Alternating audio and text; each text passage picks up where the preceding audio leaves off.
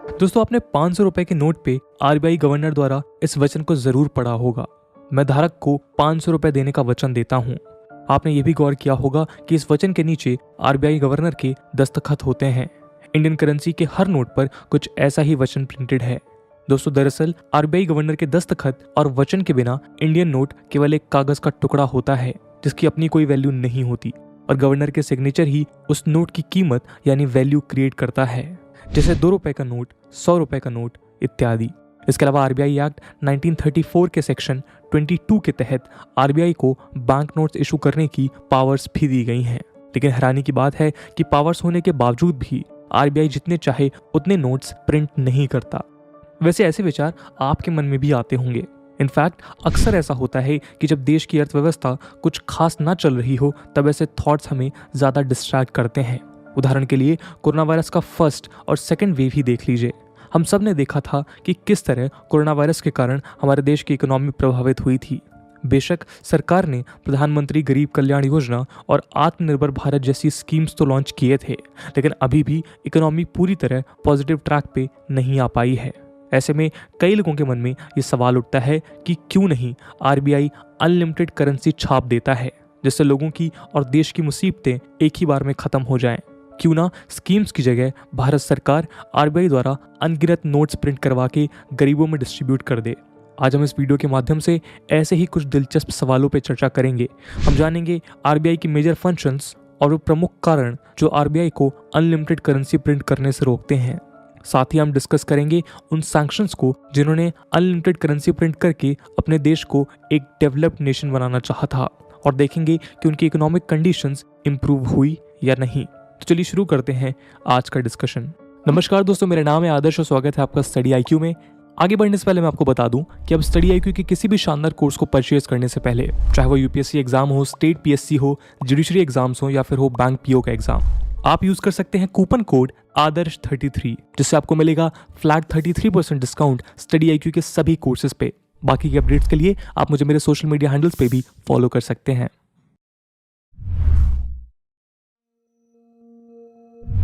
Reserve bank of India यानी RBI India का central bank है। यह हमारी नेशनल करेंसी यानी इंडियन रुपीस से रिलेटेड मॉनेटरी पॉलिसी को कंट्रोल करता है। आरबीआई आईएमएफ यानी इंटरनेशनल मॉनेटरी फंड का भी मेंबर है। आईएमएफ एक इंटरनेशनल फाइनेंशियल इंस्टीट्यूशन है जिसमें वर्ल्ड की 190 कंट्रीज मेंबर्स हैं। आईएमएफ का मेजर रोल ग्लोबल लेवल पे फाइनेंशियल स्टेबिलिटी और कोऑपरेशन बनाए रखना है। खैर, आरबीआई की स्थापना 1926 में royal commission on Indian currency and finance के सुझावों के आधार पर की गई थी। इस आयोग को हिल्टन यंग कमीशन के नाम से भी जाना जाता है। आरबीआई एक प्राइवेट बैंक के रूप में एस्टैब्लिश किया गया जो 1949 में कंप्लीटली नेशनलाइज्ड हुआ, जिसके बाद से लेकर आज तक RBI ministry of finance government of India द्वारा ओन किया जाता है। आरबीआई का मुख्य उद्देश्य इंडियन इकोनॉमिक सिस्टम में जनता के विश्वास को बनाए रखना, डिपॉजिटर्स के इंटरेस्ट की सुरक्षा और कोऑपरेटिव बैंकिंग और कमर्शियल बैंकिंग जैसे cost effective banking services provide कराना है। आरबीआई की बेसिक फंक्शंस करेंसी को इशू और ऑपरेट करना, इंडिया में मॉनेटरी स्टेबिलिटी को सस्टेन करना और इंडिया के क्रेडिट सिस्टम को मेंटेन करना है। इतना ही नहीं, आरबीआई भारत के फॉरेन रिजर्व्स को भी मैनेज करता है। ये देश के बाहर रुपए के वैल्यू को बनाए रखने के लिए भी जिम्मेदार है। खैर, इन फंक्शंस में अगर करेंसी इशुएंस की बात करें तो आरबीआई करेंसी नोट्स और कॉइन्स के सफिशिएंट सप्लाई, इशू और एक्सचेंज के लिए भी रिस्पॉन्सिबल है। साथ ही नोट्स और कॉइन्स की क्वालिटी का भी आरबीआई ख्याल रखता है। इनफैक्ट जो नोट्स खराब या फट जाते हैं उन्हें भी आरबीआई मशीन द्वारा डिस्ट्रॉय करता है। दोस्तों, यहाँ गौर करने वाली बात यह है कि भले ही कॉइन्स का सर्कुलेशन आरबीआई की जिम्मेदारी हो, लेकिन उनके मिंटिंग यानी प्रोडक्शन की रिस्पॉन्सिबिलिटी इंडियन गवर्नमेंट की होती है। जी हाँ, कॉइनेज एक्ट 1906 के तहत सिक्कों की मिंटिंग का काम आरबीआई का नहीं बल्कि भारत सरकार के हाथ में होता है। इसके अलावा आरबीआई की जो यूनिट नोट प्रिंटिंग का काम करती है वो है भारतीय रिजर्व बैंक नोट मुद्रण प्राइवेट लिमिटेड। आरबीआई ज्यादा से ज्यादा 10,000 तक का नोट प्रिंट कर सकती है। अगर आरबीआई को इससे बड़े डिनोमिनेशन के नोट प्रिंट करने हैं तो सरकार को आरबीआई एक्ट 1934 अमेंड करना होगा। दोस्तों, नोट्स प्रिंट करने के लिए पूरे भारत में 4 प्रिंटिंग प्रेस हैं जो महाराष्ट्र के नासिक, एमपी के देवास, कर्नाटक के मैसूर और वेस्ट बंगाल के सलबोनी में स्थित हैं, जहां देवास और नासिक की प्रिंटिंग को गवर्नमेंट कंट्रोल करती है। वहीं आरबीआई के अंडर सल्बोनी और मैसूर प्रिंटिंग प्रेस आते हैं। हर साल की शुरुआत में आरबीआई इन प्रिंटिंग प्रेस को नोट्स प्रिंट करने का शेड्यूल बता देता है, जिसमें इन्फॉर्म किया जाता है कि उन्हें कब और कितने नोट्स प्रिंट करने हैं। आरबीआई के देश भर में अवेलेबल 31 रीजनल ऑफिसेस ये डेटा आरबीआई को प्रोवाइड कराते हैं, जिसे बाद में प्रिंटिंग प्रेस को दिया जाता है। इतना ही नहीं, आरबीआई अपने स्टैटिस्टिकल एनालिसिस के थ्रू ये अनुमान करता है कि साल में कितने नोट्स सर्कुलेशन में हैं, कितने नोट्स पिछले साल नष्ट कर दिए गए हैं, कितने न्यू नोट्स प्रिंट करने हैं और कितने खराब नोटों को मार्केट में रिप्लेस करने। इन फैक्टर्स को एनालाइज करने के बाद आरबीआई फाइनेंस मिनिस्ट्री की कॉइन्स एंड करेंसी डिवीजन से कंसल्ट करता है और आपस में कंसल्टेशन के बाद ये डिसाइड किया जाता है कि इस साल कितने नोट्स प्रिंट किए जाने हैं। दोस्तों, इस जानकारी के बाद ये पता चलता है कि केवल आरबीआई और गवर्नमेंट के पास ही करेंसी और कॉइन से संबंधित पावर्स हैं, जिनके थ्रू वो जब चाहें और जितना चाहें नोट्स प्रिंट कर सकते हैं। इसलिए ये सोचना स्वाभाविक है कि इतने अधिकार होने के बावजूद भी क्यों नहीं आरबीआई अपनी मर्जी के मुताबिक नोट्स प्रिंट कर लेता है। दोस्तों, इसके दो प्रमुख कारण हैं।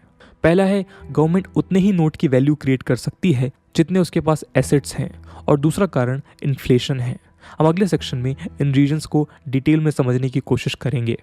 दोस्तों, भारत में करेंसी नोट्स की प्रिंटिंग मिनिमम रिजर्व सिस्टम यानी एमआरएस के आधार पर की जाती है। ये सिस्टम भारत में 1957 से लागू है।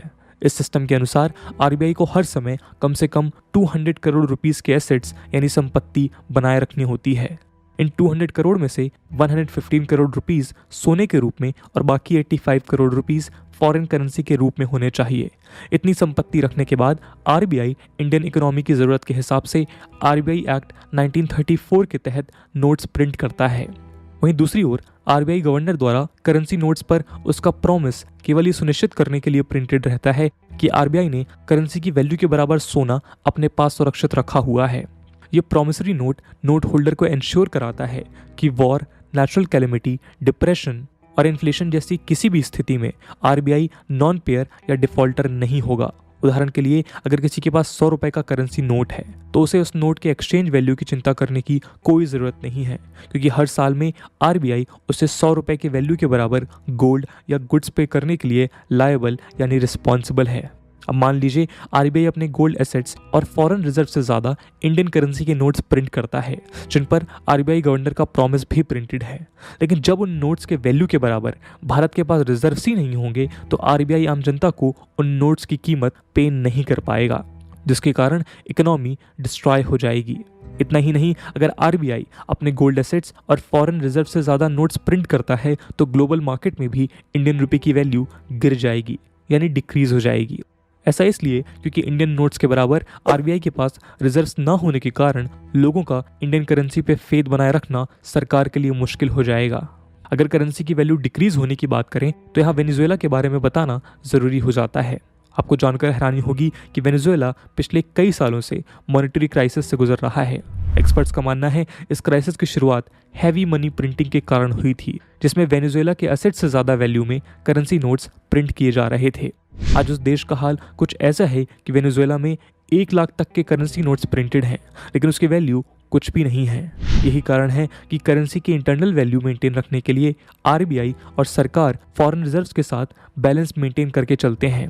अगर रिसेंट गोल्ड रिजर्व्स की बात करें तो ईयर 2020 के एंड तक आरबीआई के पास गोल्ड रिजर्व्स 676.6 टन थे, जो आरबीआई के टोटल रिजर्व्स का 6.9% है। दोस्तों, अगले कारण की तरफ बढ़ते हैं और इन्फ्लेशन के कॉन्सेप्ट को मनी प्रिंटिंग के पर्सपेक्टिव से समझने की कोशिश करते हैं। यहाँ ध्यान देने वाली बात यह है कि इकोनॉमिक स्टेबिलिटी बनाए रखना भी आरबीआई के फंक्शंस में से एक है।